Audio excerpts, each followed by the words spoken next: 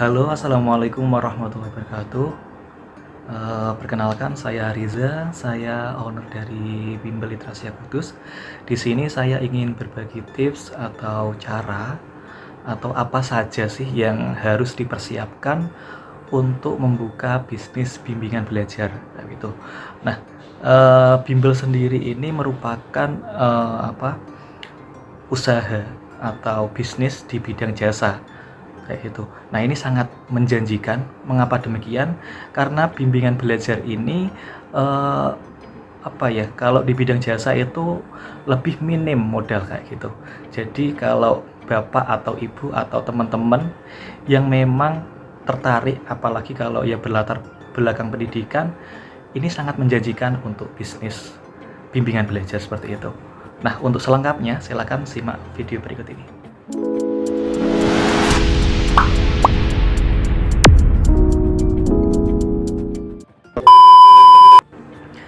Nah, untuk pertama kali dalam menyiapkan usaha bimbingan belajar ini, teman-teman sekalian harus menyiapkan konsepnya atau strateginya, kayak gitu. Nah, ini bertujuan untuk kedepannya dari mulai sistemnya, kemudian konsepnya tadi, untuk mengembangkan bisnisnya ini mau berjalan seperti apa. Nah, ini juga kaitannya nanti dengan modal yang harus disiapkan oleh teman-teman sekalian. Kemudian yang kedua yaitu menentukan target pasar atau target market dari bimbingan belajar dari teman-teman sendiri. Nah, target pasar atau target market ini maksudnya yaitu teman-teman bimbelnya ini mau terfokus ke apa? Mau fokus ke SD kah? Atau SMP? Atau TK? Atau istilahnya kalau di bimbingan belajar itu ada calistung, baca tulis hitung, atau apa gitu? Atau hanya bimbingan belajar matematika bagi teman-teman yang memang di bidang matematika seperti itu? Atau teman-teman juga bisa bikin bimbel yang untuk semua jenjang, yaitu mulai dari TK, SD, SMP, SMA seperti itu.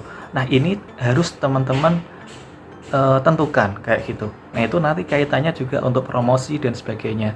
Jadi kalau target pasar ini jelas, teman-teman juga nanti dalam promosi juga enak. Kalau misalkan teman-teman ini bimbelnya memang fokus di TK dan SD, tentunya kita sasaran promosinya yaitu ke TK dan SD seperti itu. Nah, ini juga nanti kaitannya untuk target pasar itu juga ada privat atau kelompok, itu juga harus ditentukan. Selanjutnya yaitu yang harus teman-teman persiapkan atau perhatikan yaitu harga ya, menentukan harga. Nah, tentunya untuk bimbingan belajar, tarif bimbingan belajar maksudnya itu memang berbeda-beda di tiap wilayah.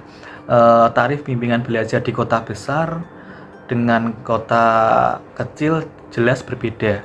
Juga untuk tarif les privat atau kelompok itu juga berbeda. Les dari tingkat SD, SMP, dan SMA itu juga nanti masing-masing punya perbedaan. Namun di sini untuk menentukan harga yaitu saya sarankan yaitu harga yang terjangkau. Nah, untuk memulai bisnis bimbel itu kita yang penting membangun marketnya terlebih dahulu. Nah, maka dari itu bikinlah yang harga terjangkau terlebih dahulu. Kita tidak bisa langsung membuat bimbel kemudian menyamaratakan dengan harga-harga bimbel besar, apalagi bimbel-bimbel yang sudah tarafnya nasional seperti itu, yang mungkin teman-teman sudah tahu lah, ada beberapa bimbel-bimbel yang udah di kota manapun sudah kita jumpai seperti itu. Nah, itu tentunya harganya ya lumayan ya, lumayan fantastis. Nah, tentunya teman-teman di sini karena masih awal, kemudian masih masa promosi, untuk bikin orang tertarik yaitu bikin harga yang terjangkau, namun tetap disesuaikan dengan konsep yang teman-teman buat tadi. Jadi antara modal kemudian juga harga yang ditentukan ini tidak ada istilahnya perhitungannya tepat seperti itu.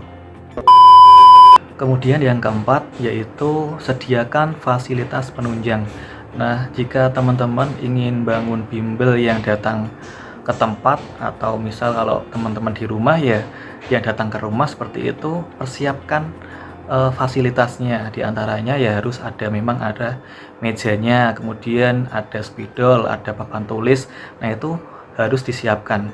Apalagi kalau teman-teman bisa menyediakan fasilitas yang mungkin menjadi tambahan atau value, ada nilai tawar tersendiri, itu membuat orang tertarik. Contohnya ketika les di tempat itu nanti akan dapat free air mineral atau air minum gratis seperti itu. Teman-teman kan cukup sediakan galon isi kayak gitu ya, isi ulang. Atau juga teman-teman kalau punya modal lebih besar nanti bisa sediakan aqua gelas kayak gitu, atau apa ya namanya, mineral gelas gitu ya, malah sebut merek ini. Nah, selain itu juga teman-teman juga bisa, nah ini yang jadi salah satu itu ya yang bikin orang tertarik sekarang ini, yaitu wifi.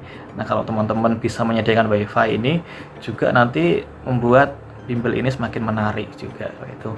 Selain itu, fasilitas yang juga menarik di bimbingan belajar itu ada lahan parkirnya. Kalau lahan parkirnya luas, tentunya orang akan lebih nyaman kayak gitu dibandingkan yang lahan parkirnya sempit kayak gitu. Kalau rame kemudian lahannya sempit, itu juga nanti akan menjadi penilaian tersendiri bagi customer atau konsumen kita kayak gitu.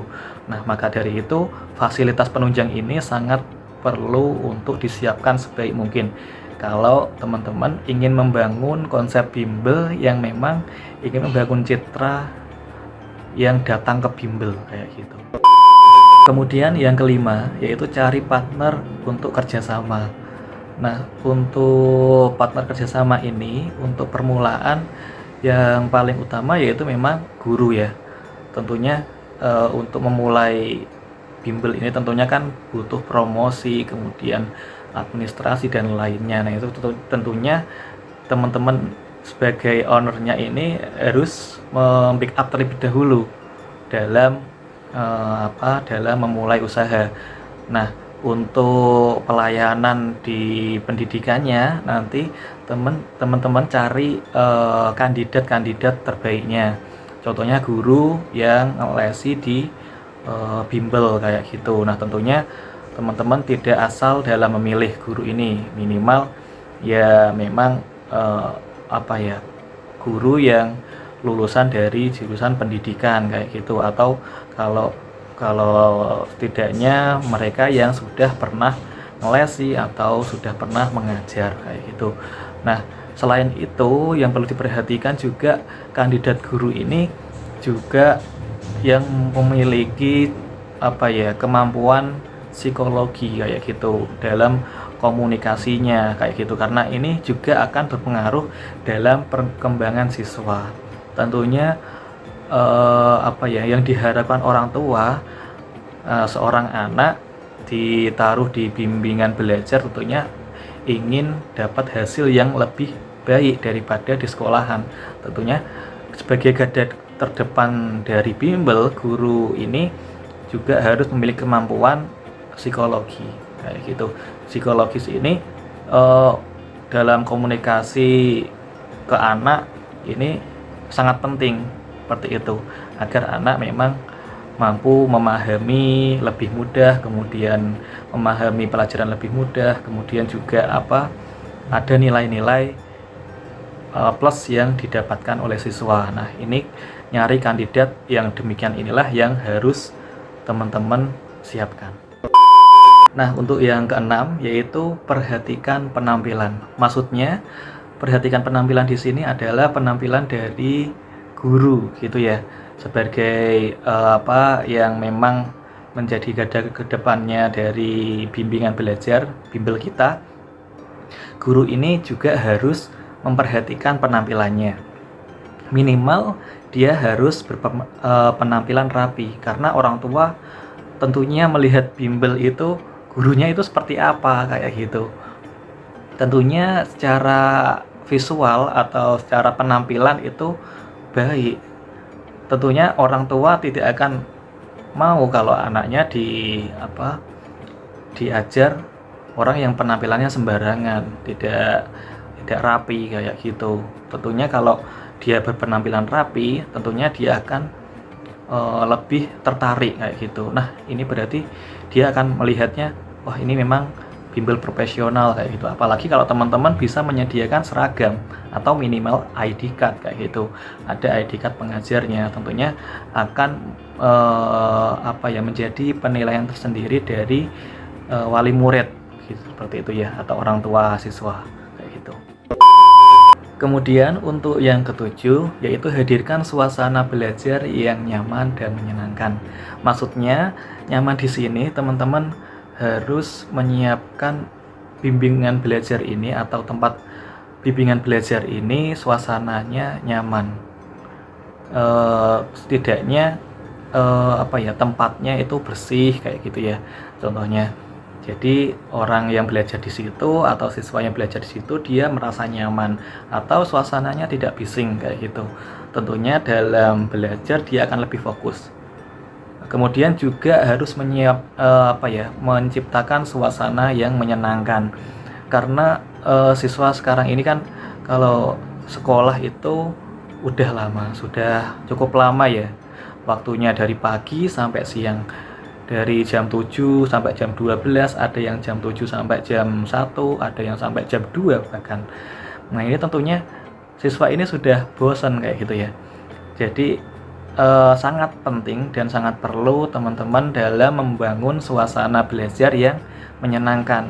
Di sini bisa dalam menentukan suasana belajar ini tentunya akan berbeda ya ketika teman-teman mengajar siswa SD atau TK dibandingkan mengajar siswa SMP atau SMA. Kalau SD dan TK tentunya kan mereka lebih suka yang hal-hal yang menyenangkan, hal-hal yang berbau bermain kayak gitu ya. Tentunya media-media pembelajaran yang harus teman-teman atau guru yang mendidik ini harus disiapkan kayak gitu agar suasana belajar itu menyenangkan kayak gitu. Yang poin yang ke-8 yaitu mengatur manajemen waktu dengan baik. Maksudnya di sini yaitu terkait penjadwalan ya teman-teman. Jadi untuk merancang suatu program bimbel ini tentunya kan kalau kita sudah mulai ada banyak siswa, ini tentunya teman-teman harus mengatur jadwalnya. Kan kadang ada yang seminggu 3 kali, ada yang 4 kali, ada yang 2 kali kayak gitu. Nanti jangan sampai ada yang bentrok kayak gitu ya. Tentunya ini juga pengaruh dengan tenaga didiknya. Misalkan ada yang bentrok ya berarti perlu tenaga didik tambahan atau teman-teman bisa mengatur jadwalnya secara baik kayak gitu atau dikomunikasikan dengan orang tua. Misalkan ada satu guru gitu megang 2 siswa privat seperti itu, misalnya ada satu hari yang sama. Nah, salah satunya mungkin bisa di lobby kayak gitu untuk diatur jadwalnya agar tidak ada jadwal yang bentrokan. Nah, ini juga nanti seringkali orang tua komplain di sini kalau misalkan memang tidak sesuai yang dia minta misal jadwal Senin, Selasa, Rabu, kemudian ternyata di hari Rabu ada bentrokan jadwal kayak gitu. Nah, itu harus diantisipasi lebih awal kayak gitu ya. Jadi teman-teman harus menyiapkan cara baik terkaitannya penjadwalan ini gitu. Dan perlu dicatat ya teman-teman. Jadi penjadwalan ini harus dicatat, jadi bisa dipantau seperti itu ya. Kemudian yang ke-9 yaitu laporkan pola perkembangan anak secara rutin. Maksudnya di sini yaitu hasil dari belajar siswa itu sendiri. Jadi kalau kan biasanya kalau pembayaran itu kan nanti bisa dibuat per bulan ya. Misal teman-teman membuat sistem pembiayaan bulanan. Nah, nanti di waktu pembayaran itu sekaligus menginfokan perkembangan dari siswa tersebut. Contohnya seperti itu. Jadi dari guru atau tenaga didik itu sudah melaporkan pada pihak bimbel perkembangan dari siswa tersebut. Kemudian dari laporan tersebut kita sampaikan kepada wali siswa atau wali murid, kayak gitu. Nah, itu nanti akan menjadi penilaian tersendiri bagi orang tua atau wali murid, karena bimbel ini ternyata ada progresnya, kayak gitu. Nah, itu akan menjadi poin bagus tersendiri buat bimbingan belajar yang teman-teman bangun, kayak gitu. Selanjutnya yang 10 yaitu promosikan jasa bimbingan belajar ini melalui media offline dan online. Nah, diantaranya yaitu kalau offline ya memang bisa melalui brosur seperti itu ya, atau juga pakai stiker kayak gitu ya. Stiker nanti bisa ditempel di beberapa tempat umum gitu ya. Kalau dari Bimbel Literasia sendiri membuat strategi pakai stiker, kemudian ditempelkan di beberapa tempat tisu kayak gitu, di warung-warung makan atau apa gitu yang tempat-tempat keramaian contohnya. Kemudian di bimbel kami juga menggunakan iklan banner. Nah, banner ini nanti bisa dipasang di beberapa samping jalan kayak gitu ya, nanti didesain lebih besar kayak gitu, atau menggunakan brosur yang kita sebarkan di sekolah-sekolahan atau di rumah-rumah seperti itu. Nah, itu salah satu sarana promosi secara offline. Kemudian juga karena zaman sekarang ini sudah serba online, tentunya teman-teman juga bisa mempromosikan jasa bimbingan belajarnya melalui online. Contohnya teman-teman bisa promosikan melalui Facebook kayak gitu ya, bisa melalui grup-grup Facebook yang memungkinkan untuk teman-teman promosi sesuai target market yang teman-teman bangun. Atau contohnya kalau teman-teman ingin ingin lebih profilnya lebih terpercaya lagi ya, memiliki website kayak gitu ya. Kalau kami di Bimbel Literasia itu ada websitenya. Kita punya 2 website. Yang pertama kita menggunakan website literasia.id, kemudian juga lesprivatkudus.com. Nah, itu juga cukup efektif buat kita, apalagi kalau teman-teman menguasai digital marketing kayak gitu. Tentunya ini sangat sangat efektif untuk mendapatkan siswa seperti itu. Nah, untuk yang terakhir atau yang ke-11 yaitu memanfaatkan ruangan yang ada di rumah.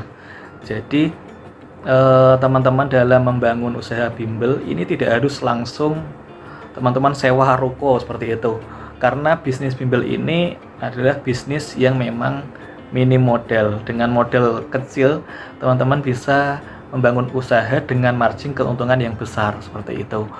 Nah, manfaatkan ruangan di rumah. Contohnya kalau teman-teman di rumahnya mungkin ada 3 kamar seperti itu, salah satu kamarnya itu dijadikan ruang belajar, untuk ruang tamunya nanti untuk ruang pendaftaran seperti itu. Nah, manfaatkan sebaik mungkin ruangan di rumah itu, karena kalau kita memanfaatkan tempat yang sudah ada atau di rumah tadi yang sudah milik teman-teman sendiri ya, tanpa kita harus menyewa bulanan, tentunya akan membuat biaya kos bulanan lebih minim kayak gitu. Kita cukup fokus untuk biaya promosi, untuk cetak brosur ataupun iklan berbayar. Misal teman-teman ingin iklan Facebook Ads atau Instagram Ads seperti itu, atau Google Ads. Contohnya seperti itu malah lebih efektif kayak gitu. Nanti kalau teman-teman siswanya sudah banyak, nanti untuk penghasilan bimbelnya ternyata sudah memungkinkan untuk sewa tempat atau sewa ruko seperti itu yang lokasinya lebih strategis untuk membangun profil bimbel yang lebih bagus, nanti baru bisa dilaksanakan. Tapi untuk teman-teman yang masih memulai dari awal, manfaatkan yang sudah ada kayak gitu. Mungkin itu yang bisa saya sampaikan kaitannya apa saja yang harus disiapkan dalam membangun usaha bimbingan belajar seperti itu ya teman-teman. Semoga apa yang saya sampaikan dapat bermanfaat buat teman-teman sekalian, dan jangan jangan takut untuk memulai usaha kayak gitu. Karena kalau teman-teman tidak mulai dari sekarang, mau kapan lagi seperti itu. Karena ini usaha bimbingan belajar ini adalah usaha yang sangat menjanjikan dimanapun orang tua atau wilayah dimanapun kayak gitu, itu membutuhkan yang namanya bimbingan belajar. Mungkin itu dari saya, akhirul kalam, wassalamualaikum warahmatullahi wabarakatuh.